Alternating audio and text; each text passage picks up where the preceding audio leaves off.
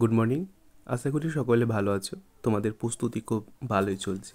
চলো আজকে আমরা মক টেস্ট নাম্বার অর্থাৎ ক্লাস নাম্বার আমরা 19 চলে আসলাম। Very very important. আজকে অবশ্যই তোমরা গুরুত্ব সহকারে ক্লাসগুলো দেখো, কারণ এগুলো তোমাদের পরীক্ষার ক্ষেত্রে কিন্তু আসবে।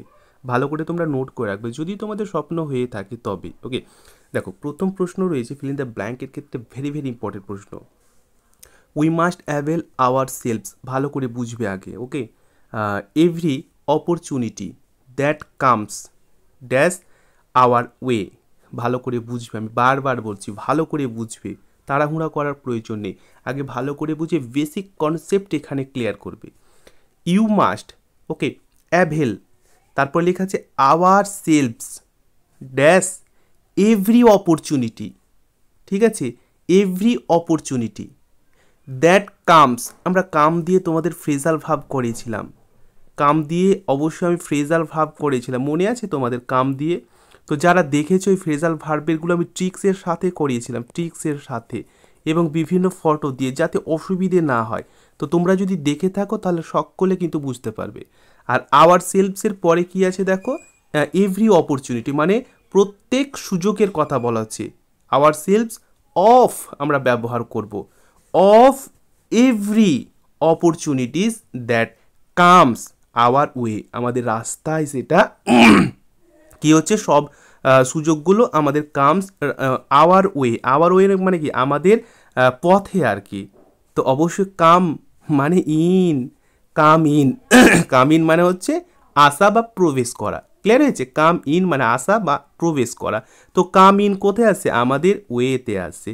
ক্লিয়ার হয়েছে? তাহলে অবশ্যই আমরা এখানে অপশন কোথায় কী করবো, অপশন এতে করব, অফ প্রথমে এবং তারপরে অবশ্যই ইন ব্যবহার করবো এই জায়গাটায়। ক্লিয়ার হয়েছে? বেসিকগুলো দেখো, অবশ্যই তোমরা বুঝতে পারবে, তাড়াহুড়া করার কোনো প্রয়োজন নেই। ধীরে ধীরে দেখো এবং বুঝবে ভালো করে। ওকে, কারণ পরীক্ষার ক্ষেত্রে এই টাইপের প্রশ্ন আসবেই।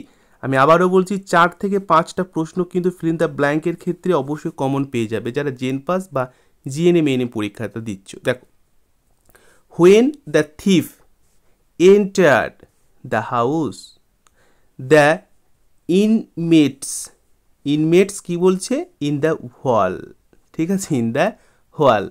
তো এই যে ইন দ্য হল লেখা আছে, তার আগে দেখো হোয়েন, যখন, দ্য থিফ এন্টার্ড, থিফ মানে চোর, প্রবেশ করেছিল, দ্য হাউস মানে হচ্ছে ঘরের মধ্যে যখন প্রবেশ করেছিল এই থিফটা।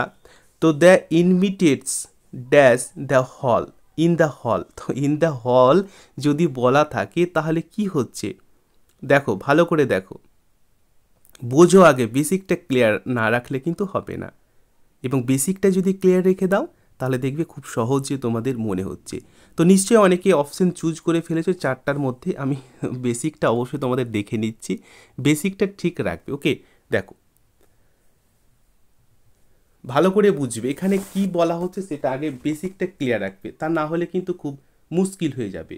ঠিক আছে, না হলে খুব মুশকিল হয়ে যাবে। দেখো এখানে পাস্ট প্রোগ্রেসিভ টেন্স এখানে ব্যবহার করা হয়েছে।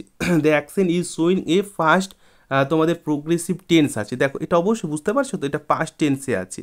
কোন টেন্সে আছে? ফার্স্ট টেন্সে আছে, পাস্ট প্রোগ্রেসিভ টেন্সে। তো এখানে আমরা কী ব্যবহার করবো? ওয়্যার ব্যবহার করব, ওয়্যার স্লিপিং। কেন ওয়ার স্লিপিং করব? দেখো তোমরা দেখো না, এখানে অবশ্যই ওয়্যার করব। কেন? এই যে দা তোমাদের ইনমেটস, এটা কিসে আছে বলো? এটা কিসে আছে? এটা প্লুরালে আছে। ইনমেটের সাথে এস যুক্ত আছে, তাহলে অবশ্যই আমরা কি করব বলো? অবশ্যই আমরা এখানে অপশন ভি চুজ করব, ওয়্যার স্লিপিং আমরা ব্যবহার করব, কারণ এটাকে তো আমাকে অবশ্যই কিসে করতে হবে? প্লুরালে করতে হবে। ক্লিয়ার হয়েছে কি হয়নি? আর অবশ্যই সেটা কিসে হতে হবে? অবশ্যই পাঁচটে হতে হবে। ক্লিয়ার? চলো নেক্সট, ভালো করে বোঝো, অবশ্যই অবশ্যই কমন পাবে। নেক্সট দেখো, দ্য থিফ এক্সপ্লেন্ড, কি এক্সপ্লেন্ড? দেখো এটাও পাস্টে আছে, এক্সপ্লেনের সাথে দেখো ইডি যুক্ত আছে, মানে পাস্টে আছে। টেন্সগুলো ফলো করবে আগে। দ্য থিফ এক্সপ্লেন করেছিল, এক্সপ্লেন করেছিল how he dash from the jail, কীভাবে সে জেল থেকে পালিয়েছিল। ক্লিয়ার হয়েছে? হাউ মানে কিভাবে, হি ফ্রম দ্য জেল মানে জেল থেকে সে কিভাবে পালিয়েছিল সেটা এক্সপ্লেন করেছিল। এক্সপ্লেনকে দেখে আমরা বুঝতে পারছি যেহেতু পাস্টে আছে, তাহলে নিশ্চয়ই এখানে এই জায়গাটা পাস্ট আমাদের বসাতে হবে। তাহলে পাস্টে আমরা কোনটা ব্যবহার করব বলো? বলো তাড়াতাড়ি বলো কোনটা আমরা ব্যবহার করব। ওকে, দেখো এই যে তোমাদের টেন্সটা রয়েছে এইটা হচ্ছে ইনডাইরেক্ট স্পিচে আছে, ঠিক আছে, ইনডাইরেক্ট স্পিচে আছে। আমি তোমাদের ন্যারেশন চেঞ্জটা খুব ভালো করে বুঝিয়েছিলাম, ন্যারেশন চেঞ্জ, ঠিক আছে। তোমরা যদি ভালো করে ন্যারেশন চেঞ্জটা না জানো আর কি, তাহলে দেখে নেবে। The thief explained how he, তাহলে অবশ্যই এটাকে ইনডাইরেক্ট স্পিচ করো এবং সেটা পাস্টে করতে হবে এবং past perfect tense will be use so that had escape, had escaped, escape মানে কি, স্কেপ মানে হচ্ছে পলায়ন করা বা পালিয়ে যাওয়া, স্কেপ মানে হচ্ছে পালিয়ে যাওয়া, পালিয়ে যাওয়া। তো হ্যাড স্কেপড আমরা ব্যবহার করব, স্কেপের সাথে দেখো ইডি যুক্ত করতে হবে, কারণ এটা আমরা ইনডাইরেক্ট স্পিচে করছি, ইনডাইরেক্ট স্পিচে করছি, ঠিক আছে। এই কারণে অবশ্যই আমরা হ্যাড যুক্ত করব, মানে তোমাদের সিম্পল পাস্ট থেকে অবশ্যই হ্যাড যুক্ত করতে হবে এবং ভার্বের সাথে থার্ড ফর্মটা ব্যবহার করতে হবে। ক্লিয়ার হয়েছে? তাহলে অবশ্যই হ্যাড স্কেপড আমরা এখানে ব্যবহার করব, মানে এটা হচ্ছে অপশন ভি। ওকে, এগুলো ভালো করে দেখে রাখবে, কারণ ফিল ইন দ্য ব্ল্যাঙ্কের ক্ষেত্রে তোমাদের অ্যাপ্রোপ্রিয়েট প্রিপোজিশনের পাশাপাশি এগুলো কিন্তু অবশ্যই তোমাদের দেখতে পাবে। আচ্ছা next, we held dash to the books passionately, ভালো করে বুঝো, হি হেল্ড, তাহলে আমি তোমাদের বলেছিলাম দেখো যে হেল্ডের ওপর কিন্তু অবশ্যই আমি তোমাদের করিয়েছি, ঠিক আছে, ফ্রেজাল ভাব করিয়েছি। তাহলে হেল্ডের পরে আমরা এটা কি ব্যবহার করবো বলো, বা এটাকে হেল্ডটা কি আছে, হেল্ডটা দেখো পাস্টে আছে, বুঝে নাও একটু, হেল্ডটা কি আছে, পাস্টে আছে। তাহলে প্রেজেন্টে কি ছিল, প্রেজেন্টে তোমাদের হোল্ড ছিল, মনে হচ্ছে হোল্ড আমরা বলেছিলাম, হোল্ড মানে ধরে রাখা, এই ট্রিকটা আমি বলেছিলাম যে ধরে রাখা আর কি, ধরে রাখা। ওকে, তো আমরা কি ব্যবহার করবো বলো, হোল্ডের পরে আমরা কি ব্যবহার করব, অবশ্যই হোল্ডের পরে আমরা এখানে অন ব্যবহার করব, hold on, hold on, hold on to something, এটা হচ্ছে একটা idiom, hold on, hold on to something, এটাও কি আমাদের idiom. To maintain a grip on something, so that option A is the right answer. অবশ্যই আমরা এখানে হেল্ড অন ব্যবহার করব টু বুকস প্যাশিওনেটলি। ক্লিয়ার? আচ্ছা, কোশ্চেন নাম্বার 5-এ চলে যাব, দেখো ভালো করে বুঝবে। He has no recommendations, he will get the job. He has no recommendation, মানে তার কি, তার নেই, কি নেই, no recommendation, কারো সুপারিশ নেই, এই কারণে হি কি হবে, সে পাবে না। গেট, গেট মানে কি, গেট মানে পাবে না। দেখো যে কোনো জবের ক্ষেত্রে কারো তো রিকমেন্ডেশন দরকার আছে, হ্যাঁ কি না, কারো সুপারিশ অবশ্যই দরকার আছে। কে ফোন করে বললো এই এটা আমার ভাই যাচ্ছে রে, ওকে কাজটা একটু দেখিস তো, দিস তো, এটা হচ্ছে রিকমেন্ডেশন, সুপারিশ। কিন্তু তার তো কোনো রিকমেন্ডেশন ছিল না, তাহলে সে তো অবশ্যই চাকরি পাবে না বা জব পাবে না। তো অবশ্যই এখানে চারটার মধ্যে কোন অপশানটা চুজ করবে আগে দেখে নাও, তোমাদের ক্ষেত্রে যদি এটা হয়ে থাকে তাহলে অবশ্যই তোমরা বুঝতে পারবে, ঠিক আছে। অবশ্যই আমরা কি ব্যবহার করব, হাউ ইভার ব্যবহার করব, আমরা কি ব্যবহার করব, হাউ এভার আমরা অবশ্যই ব্যবহার করব, ঠিক আছে। How ever is use to introduce the statement that contrast with something, so that how ever is the right option. Okay, how ever প্রত্যেকটা আমি এর আগেও বুঝিয়েছিলাম, প্রত্যেকটা ডিটেলভাবে বুঝিয়েছিলাম। যেহেতু এটা আমাদের রিভিশন চলছে, অবশ্যই রিভিশনের ও আমি একটু এক্সপ্লেন করে দিচ্ছি, তোমাদের ভালো করে দেখে নাও, ঠিক আছে। চলো নেক্সট, এখানে 6-এ কী বলা আছে দেখো, প্রত্যেকটা ভালো করে দেখো, প্রত্যেকটার ক্ষেত্রে আমি কিন্তু 10টা করে তোমাদের কিন্তু গুরুত্বপূর্ণ করাচ্ছি, ভালো করে বুঝবে।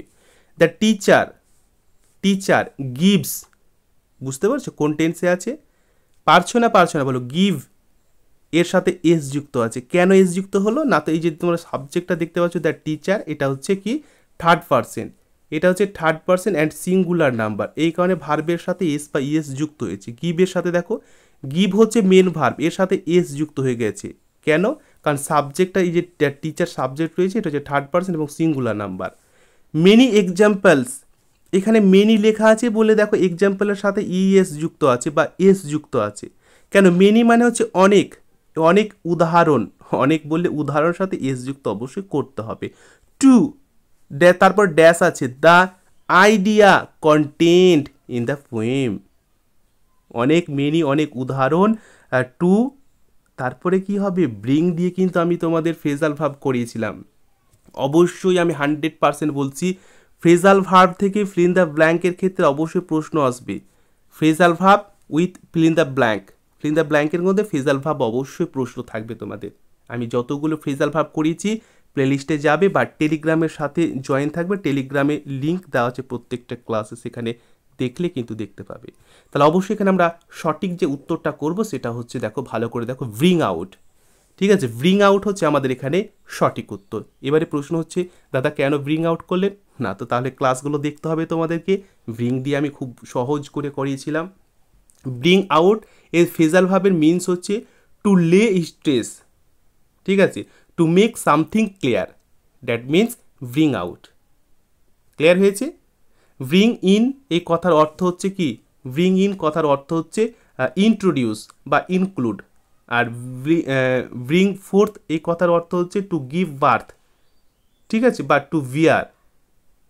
ওকে, আর ব্রিং আউট মানে হচ্ছে to cause, to take place, that means take place and to cause. ঠিক আছে, ক্লিয়ার হয়েছে? আচ্ছা, নেক্সট দেখো নাও, প্রত্যেকটা ভালো করে দেখো। More electricity, the more electricity you use. More মানে হচ্ছে বেশি, ইলেকট্রিসিটি মানে বিদ্যুৎ, ইউ ইউজ। ঠিক আছে, যদি তুমি বেশি ইলেকট্রিসিটি ইউজ করো তাহলে তোমার কি হবে বলো?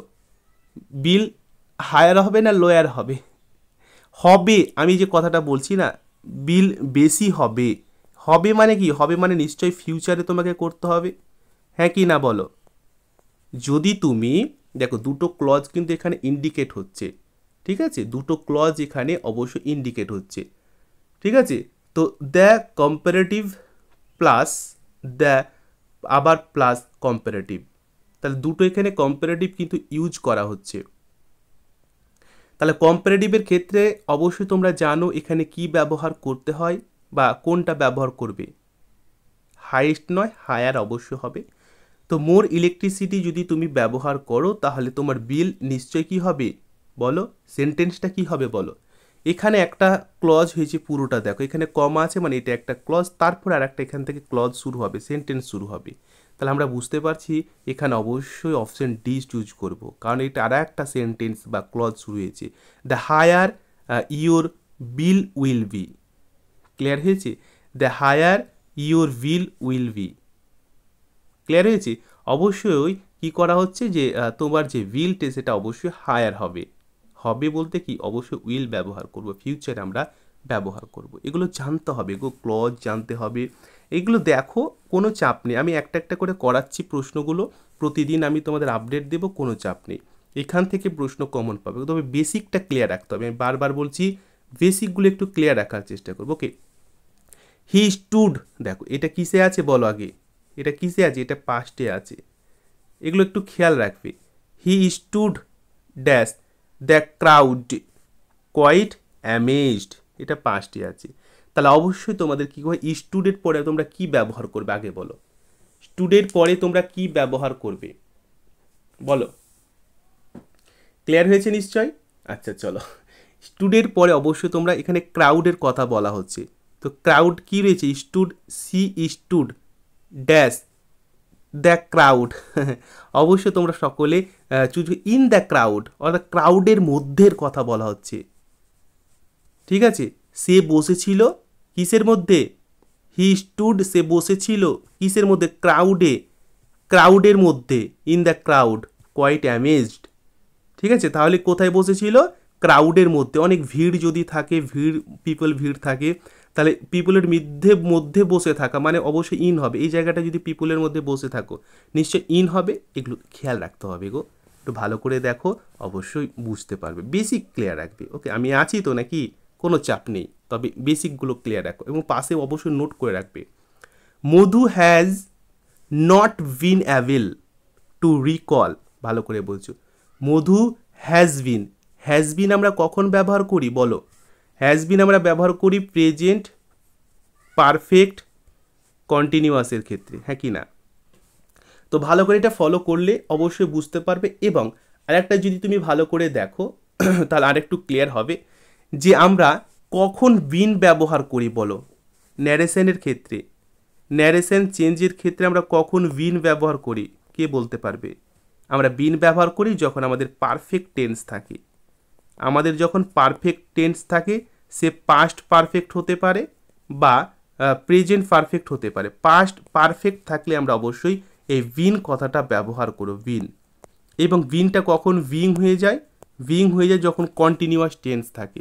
যেহেতু এখানে বিন লেখা আছে নিশ্চয়ই তোমাদের পাস্টে হতে হবে, অবশ্যই এটা পাস্টে আছে, কারণ এই যে হ্যাজ আছে, তাহলে কি পাস্টে আছে? প্রেজেন্ট, সরি মানে পারফেক্টে আছে আর কি, হ্যাজ এবং বিন। তাহলে হ্যাজ থাকলে অবশ্যই আমরা প্রেজেন্ট পারফেক্ট টেন্সে করব, এবং বিন অবশ্যই পারফেক্ট আছে। Two Abel, Hubble two recall, হোয়ার, তাহলে অবশ্যই তোমরা বুঝতে পারছো। তাহলে কি হবে? আমরা অবশ্যই এটাকে তারপরে আমরা কি করব, যে ইনডাইরেক্ট স্পিচ হচ্ছে এখানে, ইনডাইরেক্ট স্পিচ। ইনডাইরেক্ট স্পিচের ক্ষেত্রে অবশ্যই আমরা এখানে ভার্ব যেটা থাকবে সেটা হচ্ছে থার্ড ফর্মটা ব্যবহার করব। তো কি হবে বলো বলো? অবশ্যই এখানে আমরা অপশন বি চুজ করব, অর্থাৎ সি লিভড। আমরা অবশ্যই এটা তোমাদের সি ব্যবহার করলাম, তারপরে অবশ্যই আমরা লিভড ব্যবহার করব, কারণ এটাকে অবশ্যই আমাদের কী করতে হবে, যে এটাকে অবশ্যই আমাদের সিম্পল পাস্টে ব্যবহার করতে হবে, সিম্পল পাস্টে। ওকে, ঠিক আছে, ক্লিয়ার হয়েছে? অবশ্যই। দেখো আমি আবারও বলছি, ভার্বের সবসময় দেখো এখানে ভার্বের প্রথম ফর্ম আছে, হবে না। এখানেও ভার্বের প্রথম ফর্ম আছে, হবে না। এখানেও থার্ড ফর্ম আছে, কিন্তু দেখ গাল আছে, দেখ গাল তো আমরা লিখবো না, দেখ গাল তো আমরা লিখবো না, কারণ এখানে মধু আছে, এবং মধুর অবশ্যই আমরা কি করব, রিলেটিভ প্রোনাউন করব, বা আমরা কি করব, প্রোনাউন ব্যবহার করব, হ্যাঁ কি না? প্রোনাউন অবশ্যই আমাদেরকে সি ব্যবহার করতে হবে, এগুলো জেনে রাখতে হবে।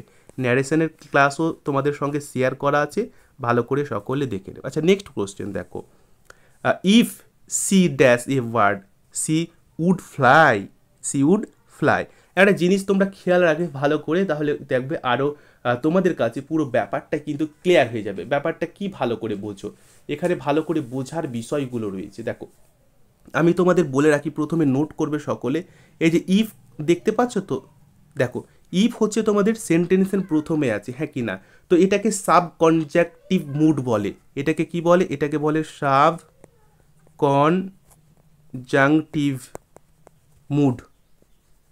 এগুলো মুডগুলো করতে হবে, মুড ভেরি ভেরি ইম্পর্ট্যান্ট একটা টপিক।